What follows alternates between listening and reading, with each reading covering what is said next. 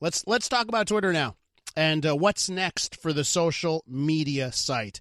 If Elon Musk does what he says he's doing and purchases the site for $44 billion, it has to close by October 24th.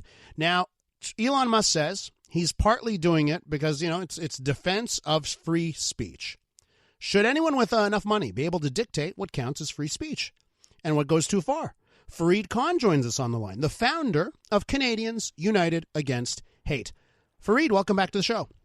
Thank you for having me. Okay, listen, I looked at your I read your whole press release, and I got to say, Fareed, I'm looking at your press release, and I'm kind of confused, right? Because here's one thing from your press release.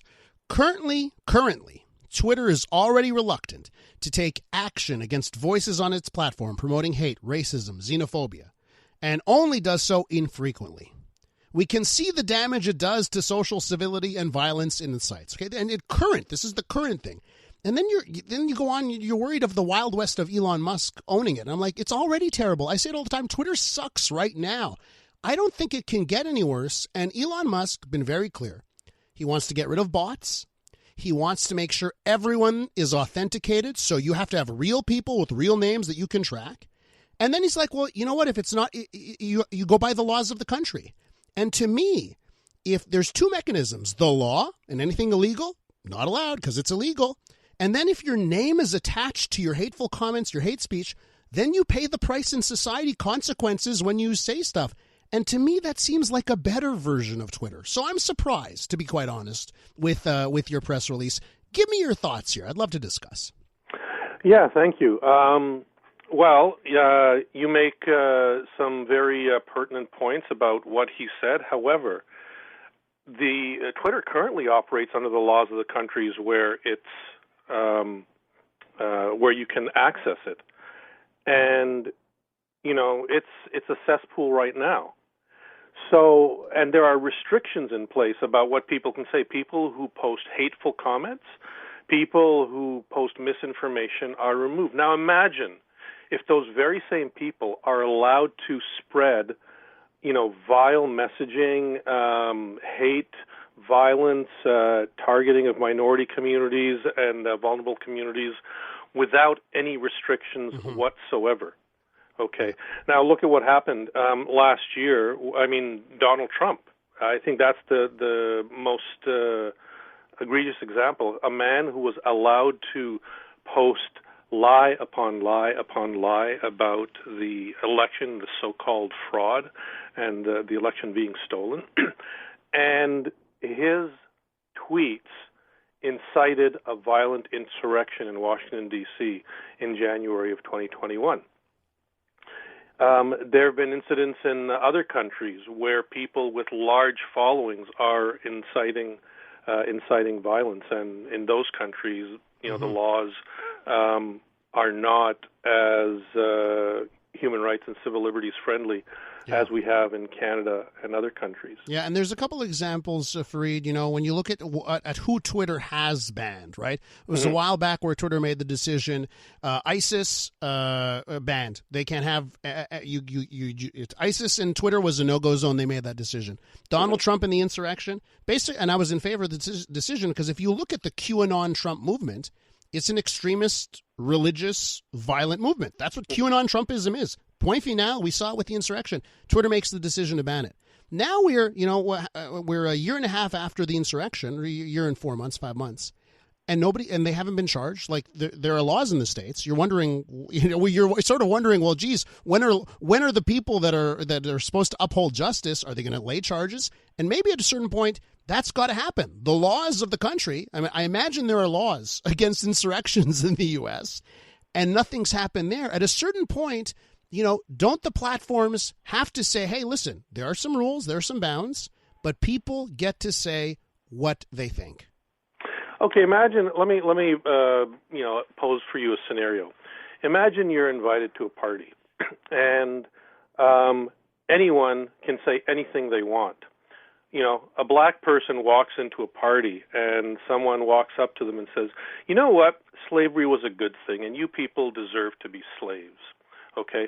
Or, a Jewish person walks up to a Jewish person and says, the Holocaust was a crock. It was all made up, and what happened to you was justifiable. Imagine that sort of world on Twitter. Mm-hmm. And imagine the people who are saying that are people with followings in the thousands or even the millions. What kind of world will we be living in? The thing is that social media, he likes to say, Musk likes to say, it's like the town square. Well, no, that's an absolute fallacy.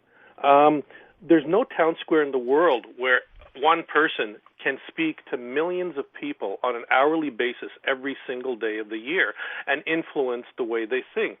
To say that someone on Twitter, like Donald Trump or Elon Musk or anyone else that has followings in the tens of thousands, hundreds of thousands, or millions, and they're able to send their followers hourly messages every day of the year, shaping the opinions of the people that follow them, is the same thing as someone who's speaking to a crowd in a town square on an occasional basis, where the crowd might number in the thousands, is a fallacy. And it's being pushed by Musk in pursuit of his own agenda. Let me ask you this, Fareed. Let's say this was accompanied, because one of the things here that my issues with social media, I think you should be allowed to say, if it's not against the law, you should be allowed to say things that you want on social media.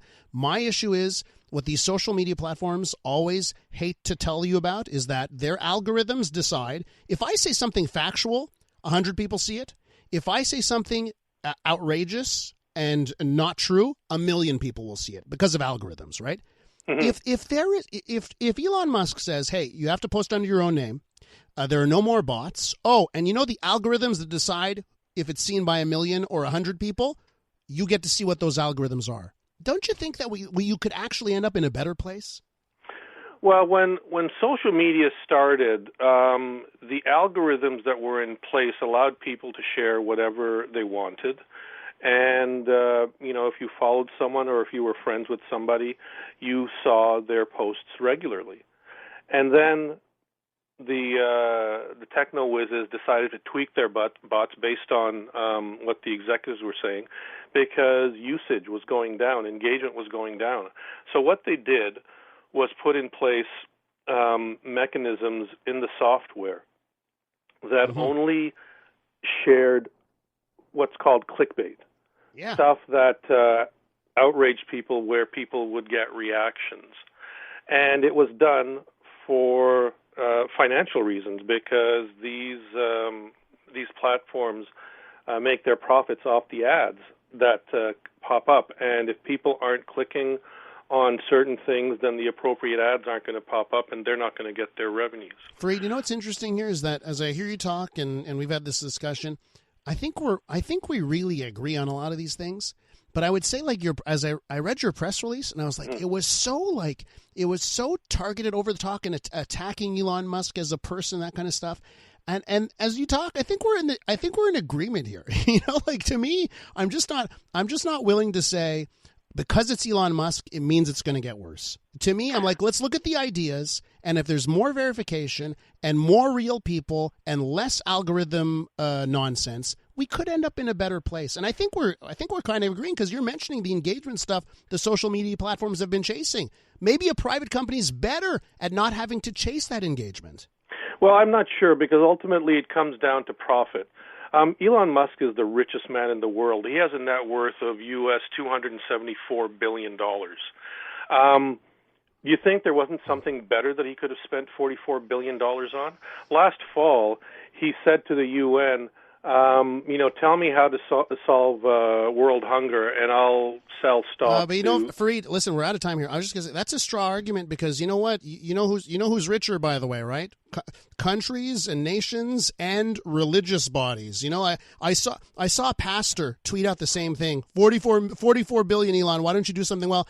And there are certain religions that have so much money and they don't solve those problems, right? So it's a bit of a straw argument. Fareed, I love talking to you. We're out of time though, so you come back. Yeah, listen, definitely. I'd love to talk to you further on these things. Fareed Khan is founder of Canadians United Against Hate.